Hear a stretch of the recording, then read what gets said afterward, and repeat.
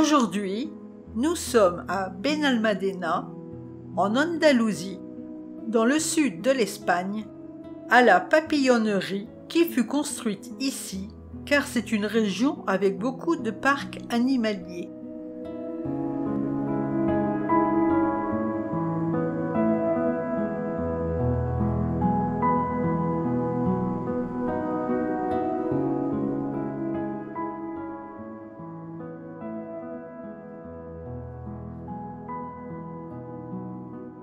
Il n'y a pas de barrière entre les papillons et les promeneurs, où 2000 lépidoptères de 30 espèces différentes provenant du monde entier volent en liberté.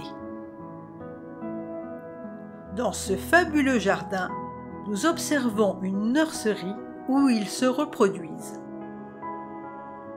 Après accouplement de la femelle et du mâle, le cycle complet de vie de ce fabuleux insecte se décompose en plusieurs étapes.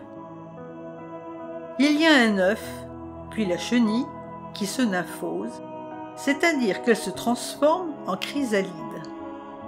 Elle se fixe sur une plante ou une tige solide et après 1 ou 2 jours d'immobilité, la nymphose débute.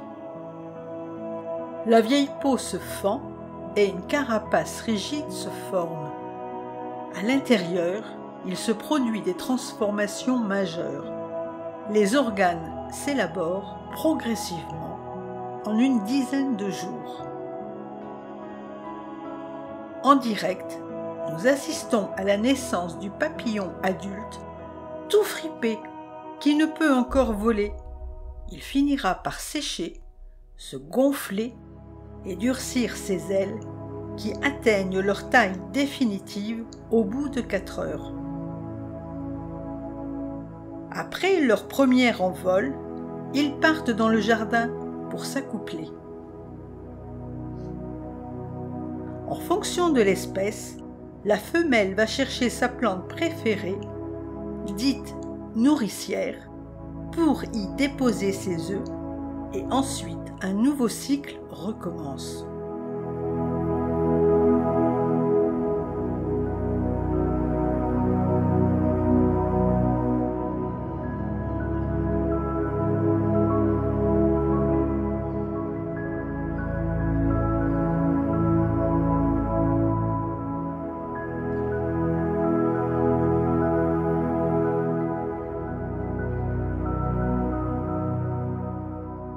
Nous pouvons observer des espèces très intéressantes, notamment la plus grande du monde, avec une envergure de 30 cm, Thysania agrippina, et des papillons transparents avec des ailes de verre, Greta otto.